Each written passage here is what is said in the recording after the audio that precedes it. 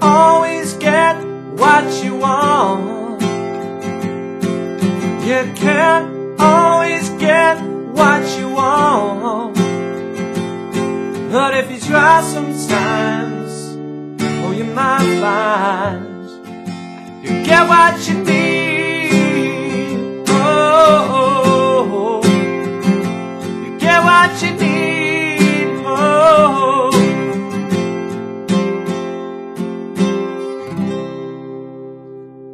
Hi guys, this is how to play 10 songs with just 3 chords. This one starts on a G major with a capo at 5th fret, and it's You Can't Always Get What You Want by the Rolling Stones. Absolutely fantastic song. I love this one. It does introduce one chord from one of the previous videos, so this one sneaks in an A just for one kind of strum for the try sometimes. But you know, I could say that was a D, but it's an A, and you should know that one by now, so let me off for a slight cheat there. But mainly we got how to use a G major with the Noel Gallagher method that I showed you in the first video, and then we got a C major again with the Noel Gallagher method, which should make the changes really easy, and therefore we can look at how to get the strumming and the little first finger riff sounding exactly like the record, which will be great. So first of all, basics, we've got a bar of G, 3, 4, and then a bar of C. With the Noel Gallagher method on both, this would have your third and little finger always staying down, so they're your anchor finger, okay? And play along with me, a bar of G and a bar of C in 2, 3, 4. 1, 2, 3, 4. 1, 2, 3, 4. 1, 2, 3, 4. 1, 2, 4 strums every beat. You can't always get what you want. Back to G. You can't always get to a C. That's it. You can't always get back to a C. And then your A major for one strum, but if you try sometimes, oh, you might find you get what you need. Back to G and C. So on the might find, if you try sometimes, you got a choice. I'd find it easier to go back to a normal C there, personally. But if you want to use stay with the Noel Gallagher method, that's fine. There's also a kind of Noel Gallagher method to play the A as well, which would be similar to the C, but your middle finger moves directly underneath your first finger, which is useful. But if you try sometimes, oh, you might find, you may have come across that one before, so you could use that as well. But I would recommend for all the chords in the intro and verse and chorus, Noel Gallagher G, Noel Gallagher C, and then at the end of the chorus, A major, but if you try sometimes to a normal C, you might find you'll get what you need. Back to the Noel Gallagher method from a G, 3, 4, 1, 2, 3, 4, 1, 2, 3, 4, and continues like that. So the strumming for the record is based on the powered 8s that we covered in Chasing Cars and Johnny Be Good in the second set of videos with E, A and D. So a G chord for one bar with powered 8 strumming, which would be to a count of 1 and 2 and 3 and 4 and, all on downstrokes would be 1, 2, 3, 4, 1, 2 and 3 and 4. Okay, so one bar of G, 3 and 4 and then to your C chord, 1 and 2 and 3 and 4 and from there, I'm not doing power 8s, or the record doesn't go power 8s for the whole bar. It does it towards the end. So do the first 2 strums on the beat and then fill in the rest with your power 8. So 1, 2, 3 and 4 and would be one bar. So from the G, that on a G, 1, 2, 3 and 4 and then do the same thing on a C, C, 2, 3 and 4 and 1. Okay, so from the top, from your G, 2, 3, 4. 1, 2, 3 and 4 and C, 2, 3 and 4 and 1,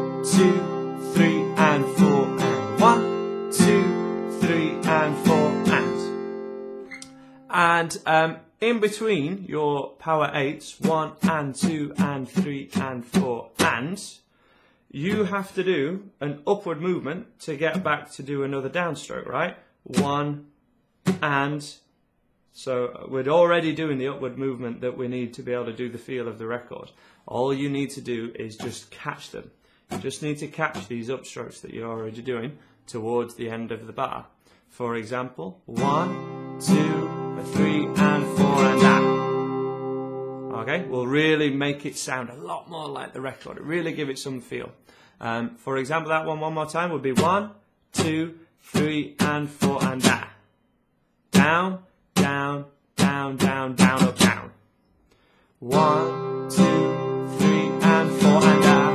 And then to a C chord, okay? So from a G, 3, 4. G, 2, 3 and 4 and a C.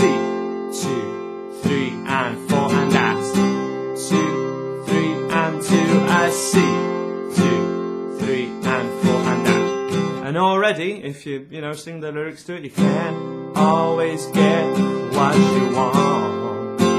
3 and 4 and a can always get.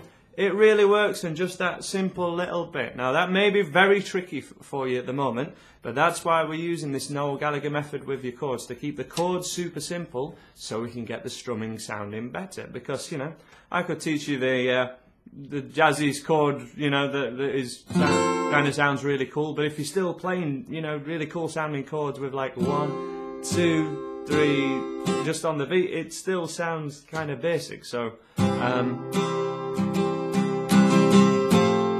getting some upstrokes in there, in between your power 8s. Not every time, just when it kind of feels right. Copy what you hear with the record, as I say. I recommend 1, 2, 3 and 4 and that would be where I'd do it. Along with that strumming pattern, to get the feel of the record, certainly the best example of this is right at the start of the record.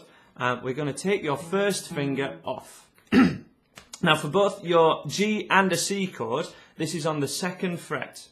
And this idea of taking a finger off to add a bit of movement, a bit of a melody, happens a lot on any of your open chords at all, normally at the 2nd fret. So for example, if you're on an E major, you can take both these two off to make a little riff. If you're on a D, you could take off your first finger, or you can take off your middle finger, and it just sounds nice. If you take off other fingers that are either on the 1st or the 3rd fret, it sometimes works and sometimes doesn't work as well. But that 2nd fret is pretty universally a good sound if you take it off. And what we're going to go for here is this. Okay, so we're taking off this first finger at a certain time. 1, 2, 3, 4 and that. And we're going to do the same thing on your C. You wouldn't have to do it as much on the C, but certainly on the G it really gets the sound of the record. So 1, 2, 3 and 4 and ah.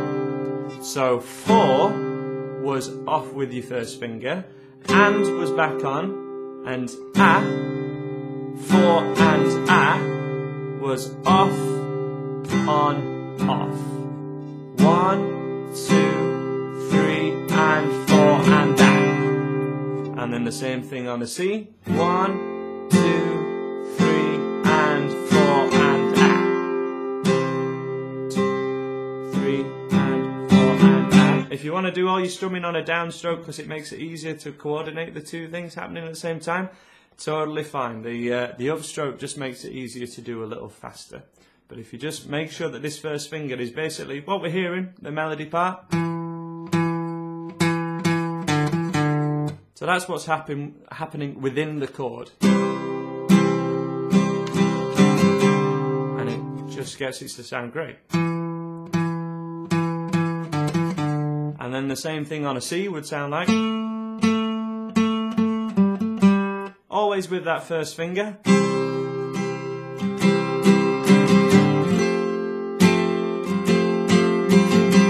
You can add, if you're pretty adept at doing this, if you got the hang of that now, you can do one slightly earlier than that. So 1, 2 and 1, 2, and 3, and 4, and ah. 1, 2, and 3, and 4, and ah. Would make it, you know, a little harder again, but it makes it sound really good. That's why we go for this harder stuff. If all of that, you know, if you're struggling to get that, just keep it on power 8s, 3 and 4 and 1 and 2 and 3, or just even back to the beat, and you'll be able to play it along to the song, and it'll, you know, it's another song under your belt that you can play along to the record and impress your friends with. That's the end of this song. Please subscribe so that I will make you more videos, and now that you know how to play these chords with one song, check out some of the other ones that I've got available for you out of your 10 songs with 3 chords, and I'll see you in one of those.